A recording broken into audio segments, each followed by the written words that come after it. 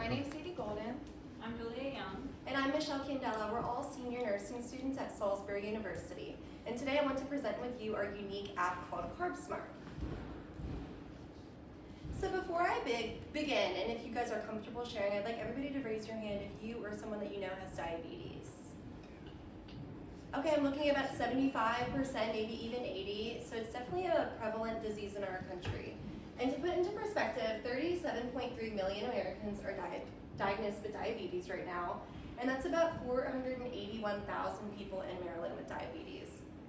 With both the US and Maryland, it's about 10% of our population, so it's affecting a lot of people in our country and state.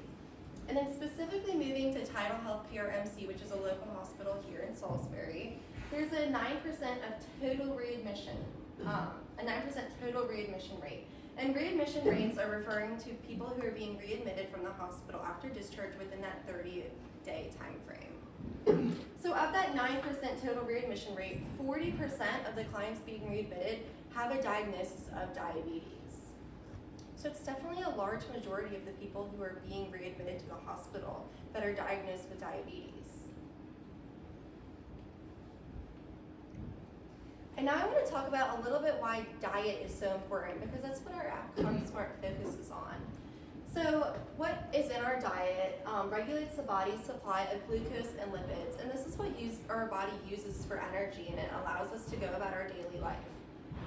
So when our body is able to regulate the supply of nutrients, that leads to weight reduction, and if our weight is reduced, we're able to improve our response to medications. And that includes things like insulin, which a lot of diabetic clients are taking.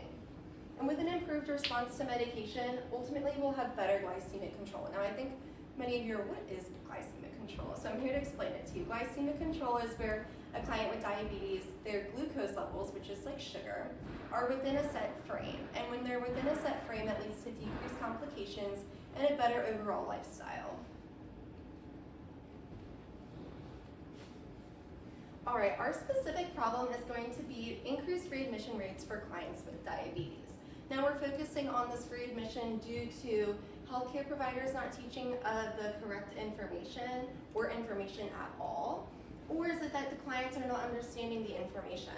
Now I want you to think back to that 40% of total readmissions. Is this due to there being a deficit in education? And the answer is yes.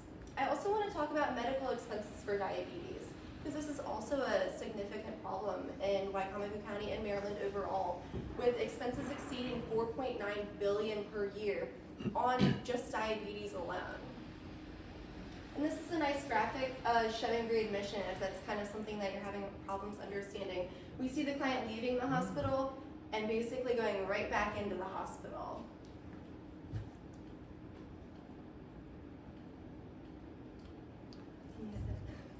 Thank you. So diving a little bit more deep into our specific problem, a study that we looked at during a 24-month period, only 42% of clients with diabetes were receiving guidance about self-care, and self-care includes your diet. So only 42% of people are really getting education about what their diet should consist of. And in that same study, only 35.1% of individuals reported even taking care of their diet for more than 5 days a week. So when I asked everybody if you think diabetes is something that is causing these readmissions, the answer is yes. We're not providing enough information, and clients with diabetes aren't able to implement this information into their daily life. And the current approach is ineffective. Medicare only approves 2 hours of diabetes nutrition education for each client. And like we've been talking about all today, that's really not enough time to understand how you're supposed to completely change your lifestyle and adopt a new diet plan. All right, I want to talk about some other readmission risk factors, because diet is definitely not the only one, but it is something that we can control. So other factors that lead to readmission are sociodemographic factors such as age, gender, and ethnicity, if the client is using insulin or not, any comorbidities, which are concurrent diagnoses, so things like heart failure, hyperlipidemia, which is just having too much fat in your blood basically, having hypertension, which is high blood pressure, and then the type of insurance that the client is on. Now, while all these are definitely readmission risk factors, These are non-modifiable risk factors. So these are things that we can't change ourselves, and these are things that the client can't change about them. You can't change a client's age, gender, ethnicity. You likely aren't going to be able to change their insurance. You can't make them not have hypertension. So that's why we decided to focus on diet. So the solution to our problem is called CarbSmart. It's an app, and it will have gradual changes in their diet plan. So this means, especially with people that are newly diagnosed with diabetes and know nothing about diabetes diet, they're not going to be so inclined to change their whole diet overnight. So adding like specific things that are easy to kind of transition to that diet is a main focus of our app. And it's also going to provide people with specific meals and recipes geared towards their diet, especially with people with diabetes and also other comorbidities like Michelle stated before. So it's going to be client specific based on their caloric needs, comorbidities, and cultural preferences, which is also a really big factor for a lot of people when choosing the things that they prefer to eat based on their culture. This is something that's going to be facilitated at the hospital. So medical providers will help the client set up the app and input important client information to be able to kind of generate their diet based on all of their information. So this will include things like age, height, weight, their type of diabetes, because you can have type 1 or type 2. Their comorbidities, so like hypertension, high cholesterol, things like that. Their cultural preferences based on their diet needs, so this is something that is important to ask them at discharge because it'll allow the app to kind of make diet choices for them based off this. Any allergies they might have to any foods, and what medications they're taking, most likely is going to be insulin.